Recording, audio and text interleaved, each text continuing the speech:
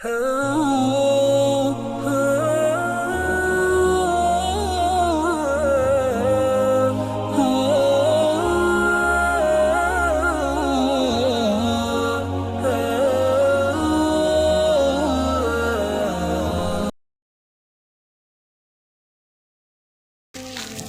احترام معزز بزرگوں اور عزیزوں اور دوستوں، اللہ تبارک و تعالی سارے انسانیت کے ہدایت کے لیے، رہبری کے لیے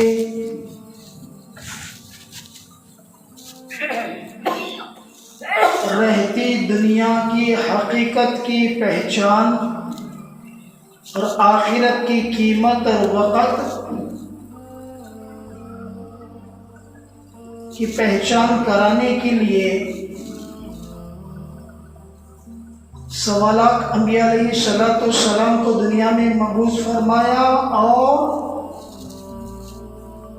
مشہور 4 کتابیں تورات، زبور، انجیل اور قرآن مجید اور کچھ صحیفے اللہ نے اتاری ہیں، جنہوں نے اپنی زندگی میں ان کتابوں پر ایمان لا کر ان کتابوں کو اپنے رہبر بنا کر زندگی گزارے، وہ منزل مقصود کو ضرور پہنچیں گے۔ اگر ان کتابوں کی رہبری کے بغیر اپنی مرضی، اپنی چاہت پر زندگی گزاریں، ناکامی اور خسارہ ان کے مقدر میں طے شدہ بات ہے۔ عزیزوں، آج کل ہم دیکھ رہے ہیں اور سن بھی رہے ہیں اخباروں میں ملک فلسطین کے حالات اور فلسطین کے درمیان بڑے عظیم الشان، مقدس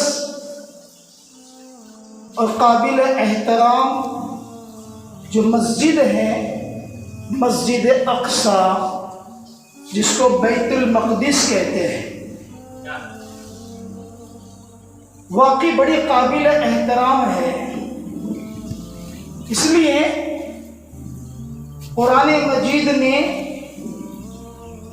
3 جگہوں کے سفر کرنے کو عبادت کہا ہے۔ ایک بیت اللہ شریف، مسجد حرام، اور دوسرا مسجد نبوی، مدینہ المنورہ، آقا علیہ الصلوۃ والسلام کی مسجد، مسجد نبوی، اور تیسری یہ ہے مسجد اقصی، بیت المقدس۔ اس کے طرف سفر کرنا عبادت ہے، اس کے قریب بیٹھ کر دیکھتے رہنا عبادت ہے، اس پر جان و مال خرچ کرنا عبادت ہے، ان کی حفاظت کے لیے اپنے آپ کو قربان کر دینا یہ عبادت ہے۔ ایک ہے مسجد نبوی، ایک ہے بیت اللہ مکہ المکرمہ اور بیت المقدس۔ ہر جگہ یہ حال ہم سن رہے ہیں، بیت المقدس پر مصیبت اور حالات کے پہاڑ ٹوٹ پڑے ہیں۔ عزیزوں، اگر تاریخ کی کتابوں پر غور کریں گے، ذرا نظر ڈالیں گے تو پتہ چلتا ہے ان یہودی جو مسجد پر حملہ کیے جا رہے ہیں، فلسطین میں رہنے والے فلسطین کے باشندگان پر جو حملہ کیے جا رہے ہیں، اللہ ان سے غافل نہیں ہے۔ اللہ ان کے اینٹ کا بدلہ ضرور دے کر رہیں گے۔ اللہ غافل نہیں ہے، مگر یہ سارے حالات ہمیں عبرت اور سبق سکھانے کے لیے آتے ہیں۔ اس سے زیادہ بھیانک حالات مکہ المکرمہ بیت اللہ شریف پر آئے تھے، جب ابراہ ہاتھیوں کی لشکر لے کر آیا تھا۔ یہ تو چھوٹے چھوٹے گولے بارود لے کر آئے ہوں گے، چھوٹے پستول اور بندوق لے کر آئے ہوں گے۔ یہ ظالم چھوٹے چھوٹے معصوم بچوں پر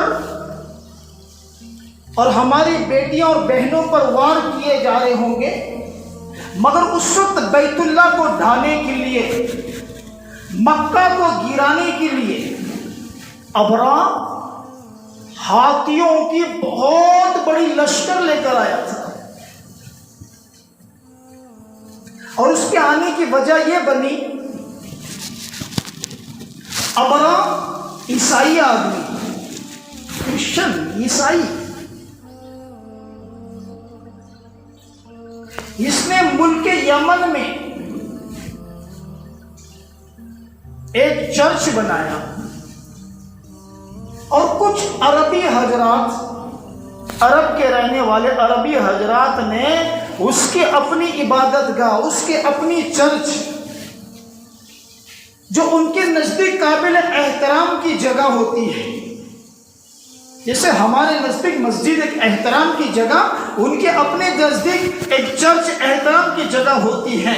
دو باتیں ملتی ہیں، ایک اس چرچ میں کسی نے جا کر قضائے حاجت کی، بیت الخلا کر دیا، پاخانہ کر دیا، یا اسے جلا دیے۔ اب اس پر اسے غصہ چڑھا اور اس کا دماغ سلگ گیا، اور یہ فیصلہ کر لیا، جب ہماری عبادت گاہ کو انہوں نے توڑا یا تو انہوں نے گندگی کر دیا، اب ہم بیت اللہ کو نہیں چھوڑیں گے، بیت اللہ کو گرا کر رکھیں گے، مکہ کو توڑ کر رکھیں گے۔ حالانکہ اس کی بنانے کی غرض تو یہی تھی، بنانے کی وجہ یہی تھی۔ جیسے مکہ میں ہزاروں لوگ آتے ہیں، لاکھوں لوگ جمع ہوتے ہیں، ویسے میرے گرجا گھر میں اور میرے عیسیٰ خانے میں اور میرے جو ہے چرچ میں اس طرح لاکھوں لوگ جمع ہو، یہ اس کی سازش تھی۔ اب اس کی سازش فیل ہو گئی، اس کی سازش ناکام ہو گئی۔ اس نے چرچ بنایا بیت اللہ کی شکل میں، یعنی بیت اللہ کی طرح میرے چرچ کی عبادت ہو، میری چرچ میں آ کر جو ہے لوگ اس طرح جمع ہو، مگر اس کے چرچ کو توڑ دیا گیا، یا تو وہاں ناپاکی کی گئی، گندگی کی گئی۔ یہ جلال پر آیا تو لاکھوں ہاتھیوں کے جھنڈ کو لے کر آیا بیت اللہ کو گرانے کے لیے، اور اس وقت بیت اللہ کو سنبھالنے والے متولی، بیت اللہ مکہ مسجد کے جو متولی صدر تھے، وہ آپ علیہ السلام محمد نبی عربی صلی اللہ علیہ وسلم کے دادا محترم عبد المطلب تھے۔ اب سب سے پہلے جب آیا مکہ شہر میں تو دادا عبد المطلب یہ اس مسجد کے، اس بیت اللہ کے متولی ہونے کی وجہ سے ان کے سارے اونٹنیوں کو قبضہ کر لیا۔ صدر ہونے کے ناطے صدر کے سارے اونٹنیاں قبضہ کر لیا۔ مسجد پر حملہ بعد میں کریں گے، مسجد کے صدر کی ملکیت کو چھین لیں گے، اور بہت سارے مسلمانوں کو قید کر لیا۔ اب جب پتا چلا عبد المطلب مکہ کے صدر محترم حضور علیہ السلام کے دادا کو کہ یہ ابراہ عیسائی بادشاہ نے حملے کے لیے آیا ہے، لاکھوں ہاتھیوں کو لے کر آیا ہے اور بے شمار ہتھیار لے کر آیا ہے، بیت اللہ کو توڑنے کے لیے آیا ہے، اور آیا تو آیا سب سے پہلے ہمارے سامان ضبط کر لیا، ہماری اونٹنیاں اپنے قبضے میں لے لیا۔ تو پھر صدر بیت اللہ عبد المطلب آپ علیہ السلام کے دادا ابراہ کے پاس پہنچے، سننا غور سے.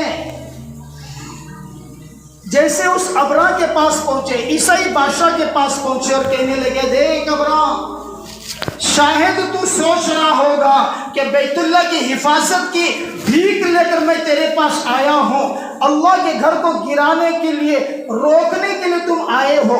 ہم گرانے کے لیے آئے ہیں، تم روکنے کے لیے آئے ہو. شاید تم ایسا سوچتے ہوں گے، مجھے اس کے کوئی مطلب نہیں ہے، مجھے تو میرے اونٹ سے مطلب ہے، اونٹ میرے ہیں، میرے اونٹ واپس دے دے. میں اونٹ کا سوال لے کر آیا ہوں، اونٹوں کو واپس لینے کے لیے آیا ہوں. میرے اونٹ ہے، میں اونٹ کا سوال لے کر آیا ہوں. جس گھر کو تو توڑنے آیا ہے اس گھر کا مالک زندہ ہے. میں میرے اونٹ کی فکر میں آیا ہوں، وہ اس کے گھر کی فکر خود کر لے گا، مجھے اس کی پرواہ نہیں ہے.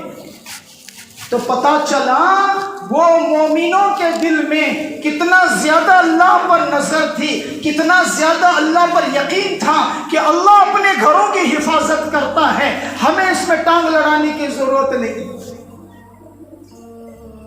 ابراہیم بادشاہ بھی حیران، ہم بیت اللہ گرانے کے لیے آئے ہیں اور اونٹ لینے کی بات کرتے ہیں. آخر اس نے اونٹ دینے کو منع کر دیا اور بیت اللہ گرانے کے لیے آگے بڑھ گیا. پھر کہا دیکھ ابراہیم، میرے پاس کوئی ہتھیار نہیں، میرے پاس کوئی گولی بارود نہیں، اور میرے پاس کوئی جانور ہاتھی اونٹ نہیں ہے تاکہ میں تیرا مقابلہ کر سکوں، میرے بس میں نہیں ہے. اب تو جانے، اور جس گھر کو توڑنے آیا ہے اس گھر کا رب جانے. اللہ کے حوالے معاملہ کر دیا. جب مومن کوئی آفت بدن پر آتی ہے اور اس آفت کو اللہ کے حوالے کرتا ہے، اللہ چٹکی میں مسئلے کو حل کر کے بتاتا ہے، مگر اللہ کے حوالے کرے کون؟ ہوا یہ سیدھا گھر گئے. عبد المطلب حضور کے دادا اپنے گھر جا کر کہا بیٹی آمنہ، آپ علیہ السلام کے امی کو کہا کہ بیٹی آمنہ چل، اس رب کو سنائیں گے جس رب نے بیت اللہ بنایا ہے. میں ضرور مانگوں گا، میرے مانگنے سے رب سنے گا، مگر تیری اللہ لاج رکھے گا، اس لیے تیرے گود میں دو جہاں کا سردار آنے والا ہے. تیری جھولی واپس نہیں لوٹائے گا، اس لیے تیرے گود میں وہ خدا کا محبوب آنے والا ہے. ابھی حضور دنیا میں پیدا نہیں ہوئے، آپ علیہ السلام پیٹ میں پل رہے ہیں، محمد رسول اللہ آمینہ کے گود میں پل رہے ہیں. اب بہو اور سسر دونوں گئے، بیت اللہ کا غلام پکڑ کہنے لگے اے رب کریم، تیرا گھر ہے، تو جانے، اور تیرے دشمن کا مقابلہ تو خود کر لے، ہم کمزور ہیں، ہمارے بس میں کچھ نہیں. ہاں مالک، میرے گناہ اتنے ہیں جتنے آسمان کے ستارے ہیں. عبد المطلب کہہ رہے ہیں، نبی کے دادا کہہ رہے ہیں، حضور کے دادا کہہ رہے ہیں، مسجد حرام بیت اللہ کے صدر کہہ رہے ہیں اللہ میں اپنے حق میں کہتا ہوں جتنے ستارے اس سے زیادہ میرے گناہ ہیں، جتنے زمین کے کنکر ہیں اس سے زیادہ میرے گناہ ہیں، جتنے سمندر کے قطرے ہیں پانی کے اس سے زیادہ میرے گناہ ہیں، جتنے بارش کے قطرے تو برساتا ہے اس سے زیادہ میرے گناہ ہیں. اللہ میرے گناہ کی طرف نہ دیکھ. یہ معصوم آمینہ اپنے گود میں تیرے محبوب کو لے کر آئی ہے، لاج رکھ تیرے محبوب کی جس نے اس بیت اللہ کو آباد کرنے کا ٹھان لیا ہے. اس تیرے محبوب کو بیت اللہ کو آباد کرنے کے لیے تو دنیا میں بھیج رہا ہے، وہ اس کے گود میں ہے اور اس کی جھولی خالی نہ بھیج. ہائے آمینہ کی جھولی پھیلی ہے. دادا عبد المطلب غلام پکڑ کے روئے جا رہے ہیں. اللہ نے ان ہاتھیوں کے مقابل میں ہاتھیوں کو نہیں لایا، اونٹ کو نہیں لایا، گھوڑوں کو نہیں لایا. ہاں حال زبان سے تو کہتے تھے اللہ تیرے سوا کوئی نہیں. یہ کہہ کر عبد المطلب نے کہا جبرائیل تو بڑا طاقتور ہے، ہٹ جا تیری ضرورت نہیں. اسرافیل تو بڑا طاقتور ہے، ہٹ جا تیری ضرورت نہیں. میکائیل تو بڑا فرشتہ ہے، تو بڑا فرشتہ، ہٹ جا تیری بھی ضرورت نہیں. جبرائیل، اسرائیل، میکائیل، اسرافیل سارے فرشتوں کو ہٹا کر کہا میرا اللہ کافی ہے، حسبنا اللہ ونعم الوکیل، اللہ ہی ہمارے لیے کافی ہے۔ اللہ جب ہمارا ہو جاتا ہے پوری دنیا کی طاقت ہمارے بال بھیکا نہیں کر سکتی۔ جب وہ ہمارا تھا تو پوری دنیا ہماری غلام تھی، جب وہ ہمارا نہیں رہا ہم پوری دنیا کے غلام بن گئے تھے۔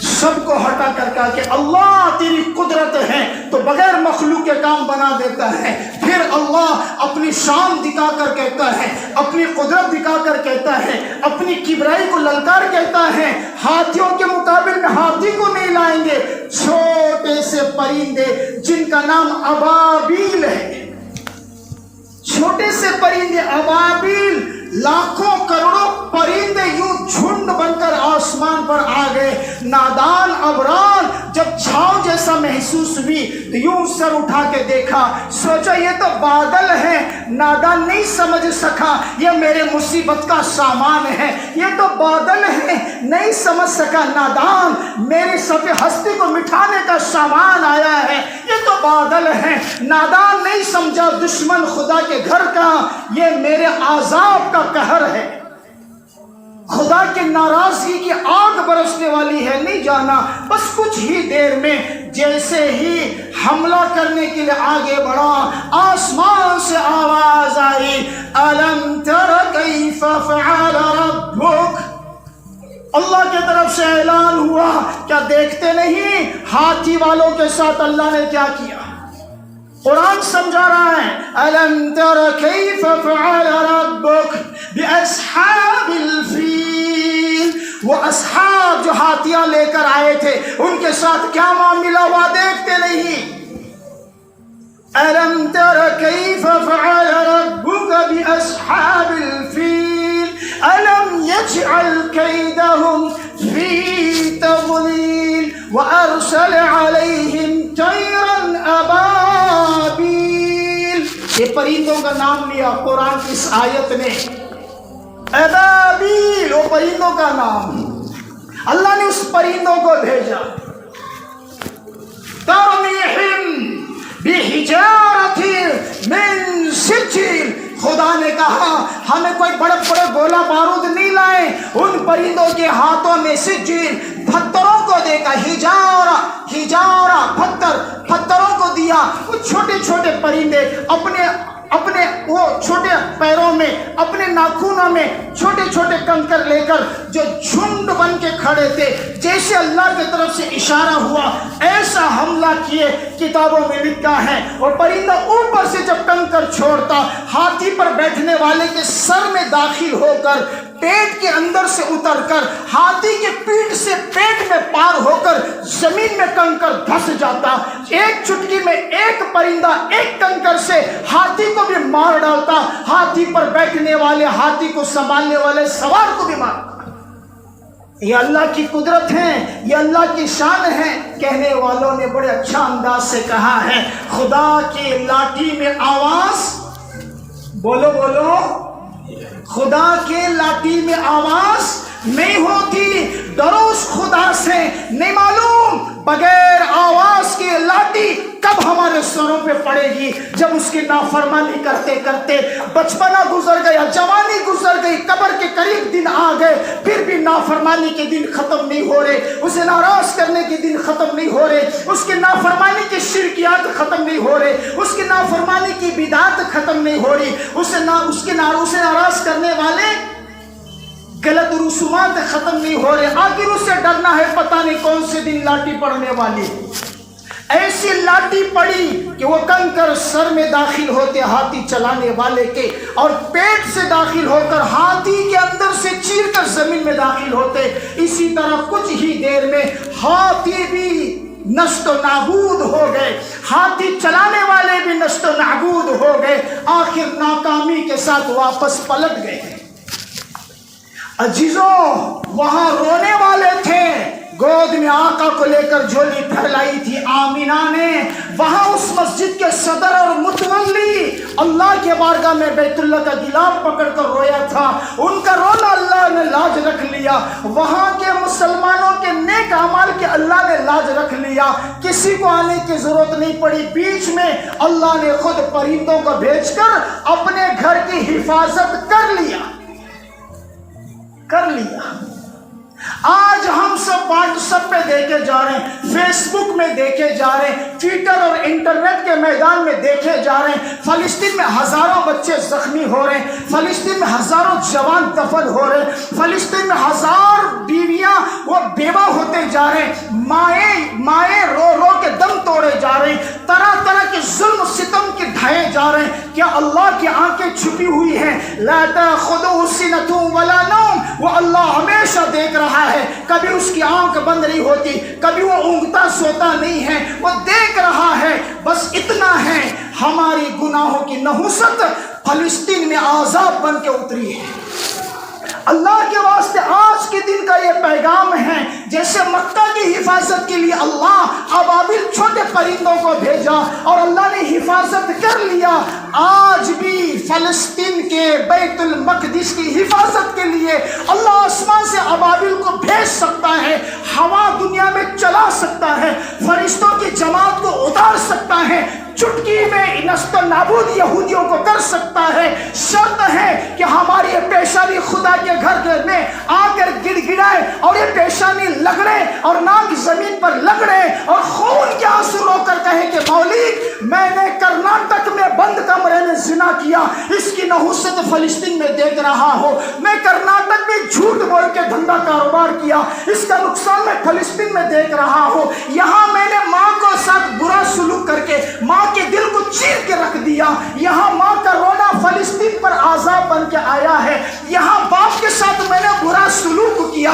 اس کا وبال وہ فلسطین میں دیکھ رہا ہوں۔ آقا علیہ السلام نے فرمایا سارے دنیا کے مسلمان ایک جسم کے مانند ہیں، اگر ہتھیلی میں درد ہو آنکھ بھی روتی ہے، زبان بھی بولتی ہے، دماغ بے چین ہو جاتا ہے، دل بے قرار ہو جاتا ہے، اسپتال اور میڈیکل کی طرف بھاگ دوڑ میں لگ جاتے ہیں، ٹھیک اسی طرح فلسطین کے مسلمان پر مصیبت نہیں، وہ ہم سب پر مصیبت ہے۔ فلسطین کے مسلمانوں کی گناہ کی وجہ سے نہیں، وہ ہم سب کی گناہ کی وجہ سے ہے۔ فلسطین پر عذاب ہماری نافرمانی کی وجہ سے ہے، اس لیے اس وقت ہم فلسطین میں جا کر مسلمانوں کی مدد تو نہیں کر سکتے، ان کی مدد کے لیے پیسہ نہیں لگا سکتے، ان کی مدد کے لیے وہاں جا کر دھکے نہیں کھا سکتے، کم از کم اپنے گلی محلے اپنے بستی میں خدا کے سامنے سجدہ کرنے کا فیصلہ کر کے اٹھے، خدا کے سامنے اپنی پچھلی گناہ کو توبہ کرنے کا فیصلہ کر کے اٹھے، اللہ کے گھر میں قسم کھا کر اٹھے، کم از کم میں روزے رکھ کر ان کے لیے دعا کروں، اللہ کے سامنے گھنٹہ رو کر میں دعا کروں، اللہ میری گناہ کی وجہ سے فلسطین پر مصیبت گری ہوئی ہے، وہاں کی بیٹیاں بیوہ ہو رہی ہے میری وجہ سے، وہاں کے بچے دفن ہو رہے ہیں میری وجہ سے، وہاں کے مائیں اپنے بچوں کی جدائی میں تڑپ تڑپ کر مر رہی ہے وہ میری وجہ سے۔ کرناٹک کا مسلمان اگر رونے لگ جائے انشاءاللہ یہ مصیبت کے دروازے بولو بند ہو جائیں گے، بولو انشاءاللہ، ارے زور سے بولو انشاءاللہ۔ اس لیے میرے عزیزوں وہاں کی مصیبت یہاں آنے میں دیر نہیں کرے گی، وہ اللہ ہے، وہاں کی مصیبت یہاں آنے میں دیر نہیں کرے گی، ہمارا رونا وہاں کی مصیبت کو بھی روکے گا اور یہاں کی مصیبت کو بھی روکے گا۔ اس لیے آپ سب سے مؤدبانہ گزارش ہے کم از کم ہم فیصلہ کر لے، ہم اللہ کے گھر میں سجدہ کرنے لگ جائے، فجر کا سجدہ ہو جائے، ظہر کا سجدہ ہو جائے، عصر کا سجدہ ہو جائے، مغرب کا سجدہ ہو جائے، عشاء کے سجدے کے بغیر میں نہ سوؤں، ورنہ موت آ جائے تو بے نمازی کی حالت میں اللہ کی ملاقات نہ کرو، بے نمازی کی کالے منہ کے ساتھ اللہ کی ملاقات نہ کرو۔ کوئی مشکل نہیں ہے، 100-200 کے لیے پتہ نہیں کتنے دھکے کھا جاتے ہیں، اس خدا کو منانے کے لیے، اس خدا کو منا کر رحمت اتارنے کے لیے، اس کی مدد کی بھیک مانگنے کے لیے خدا کے گھر کے سجدوں کو طے کر لے، اللہ ہم سب کے لیے آسان فرما دے۔ یہ بات عورتوں کو بھی کہے اپنے گھر میں ہو سکے 1 یا 2 نفل روزے رکھے، بولے انشاءاللہ۔ ایک یا دو نفل روزے رکھ کر مغرب کے وقت روزہ کھولنے کے وقت فلسطین کے مسلمانوں کے لیے دعائیں کریں. ہو سکے 100-200 روپے اللہ نے مال دیا ہے، نیت کرے کہ مالک فلسطین کی بچیاں وہ میری بیٹی اور بہنیں ہیں، فلسطین کے بچے جو خون میں ڈوب رہے ہیں وہ میرے نواسے پوتوں کی طرح ہے، میں 100-200 صدقہ دیتا ہوں، اس مصیبت کو روک لے. اللہ کے سامنے صدقے پیش کرے، اللہ کے سامنے سجدے پیش کرے، اللہ کے سامنے روزے پیش کرے. بھائی کریں گے انشاءاللہ، ہم بھی عمل کریں گے، گھر کے سارے مستورات کو بھی فکر مند بنائیں گے تاکہ کل قیامت کے دن اللہ پوچھے فلسطین کے مصیبت میں تم نے کیا حصہ لیا ہے اس سے بچانے کے لیے. کہوں مالک فلسطین بہت دور تھا، میں کرناٹک کے ایک پونے ہلیال اور ایک مسجد اقصی میں رہتا تھا، میں وہاں جا کر نہیں کچھ کر سکا مگر اتنا کیا، 2 رکعت نماز پڑھ کر ان کے لیے دعا کیا تھا، 2 نفل روزے رکھ کر ان کے لیے دعا کیا تھا، کچھ صدقہ میں نے نکال کر دیا تھا. انشاءاللہ سننا انشاءاللہ یہ چھوٹا سا میرا عمل کل قیامت کے دن سوال کے وقت جواب دینے میں آسانی کر دے گا، سوال کے وقت جواب دینے میں آسانی کر جائے گا. حضرت ابراہیم علیہ السلام 35 ہو گئے، وقت پورا ہو رہا ہے، بس چھوٹے واقعہ پورا سن لینا، میرا ٹائم تو پورا ہو گیا. ابراہیم علیہ السلام کو جب آگ میں ڈالا گیا، آگ بڑی خطرناک دہک رہی ہے، 2 مخلوق نے کارنامے دکھائی. ایک کبوتر دور جا کر اپنے چونچ میں ایک قطرہ پانی لا کر اس آگ پر ڈالتا اور ایک گرگٹ پھونک پھونک کر آگ بھڑکاتا. 2 مخلوق نے 2 کارنامے کی. اب کبوتر دور جا کر اپنے منہ میں چھوٹا قطرہ پانی لا کر ڈالتا تاکہ آگ بجھ جائے.